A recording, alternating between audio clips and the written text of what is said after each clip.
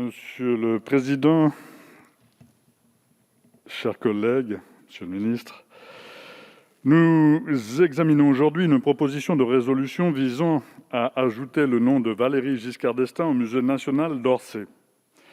Cette démarche peut se justifier notamment par l'engagement de l'ancien président de la République dans la transformation de la gare d'Orsay en musée sous son septennat. Effectivement, c'est grâce à son impulsion que ce majestueux bâtiment de la fin du XIXe siècle fut préservé de la destruction et offert à la culture avec la mise en valeur de l'art occidental contemporain. La tradition d'attribuer à des lieux et institutions publiques le nom d'un ancien président est ancrée depuis de nombreuses décennies.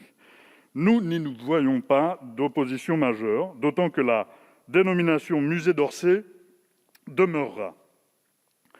Pour autant, je souhaite profiter de l'occasion qui m'est donnée pour nuancer ce discours visant à présenter M. Giscard d'Estaing en protecteur des arts. Sous son septennat, la part du budget de la culture dans les dépenses de l'État a rétrogradé de 0,64% en 1974 à 0,47% en 1981. Tout comme la majorité actuelle, le président Valéry Giscard d'Estaing a considéré la culture comme une variable d'ajustement du budget national et des budgets locaux des collectivités territoriales. La période du printemps culturel, incarnée par Michel Guy, au début du septennat, avec quelques avancées notables, ne fut qu'une brève respiration avant la mise aux oubliettes de la culture. Dès 1976, la culture rétrogradée au rang de secrétariat d'État a été diluée dans le marché libéral et la communication. Le citoyen n'est plus usager de la culture, mais consommateur de produits culturels influencés par l'American Way of Life. Ce rappel étant fait, je souhaiterais dire un mot concernant votre bilan en matière culturelle et l'état de la culture en France aujourd'hui. Je voudrais en premier lieu alerter, puisqu'on parle des musées, sur la situation désespérante des guides conférenciers qui subissent de plein fouet la crise sanitaire.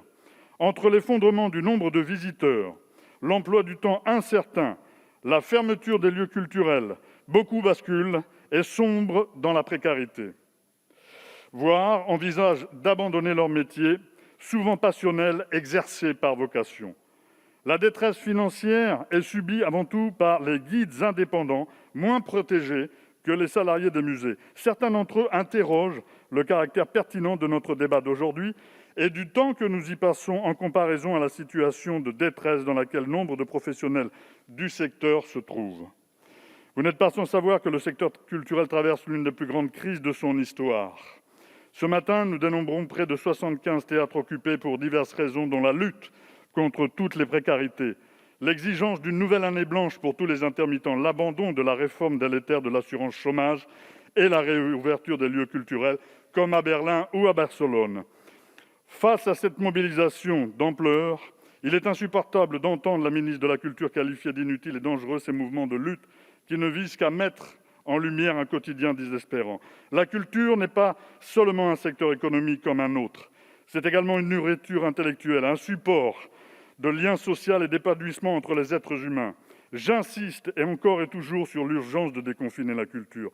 La fermeture des lieux culturels, l'entrave à pratiquer son art, l'impossibilité de vivre un film, un spectacle ou un concert ne sauraient être des perspectives de réenchantement pour une société toujours en proie à une crise sanitaire majeure. À plusieurs reprises, lors des questions d'actualité, j'ai alerté le gouvernement. La réponse de Mme Bachelot n'était pas à la hauteur, ne répondant à aucune des revendications légitimes des occupantes et des occupants des théâtres français. C'est la raison pour laquelle je profite une fois de plus de ce temps de parole qui m'est donné pour porter la voix des artistes et professionnels des arts et de la culture et d'une certaine façon du public dont nous faisons tous partie. La France insoumise ne s'opposera pas à cette proposition de résolution. Mais je tiens à préciser que nous aurions préféré voter des solutions en faveur des artistes-auteurs, des intermittents, des diffuseurs et bien sûr des guides conférenciers. À la place, nous renommons un musée pour qu'il porte le nom d'un ancien chef d'État. Je laisse aux professionnels de la culture et aux citoyennes et aux citoyens de ce pays le soin de juger de votre sens des priorités.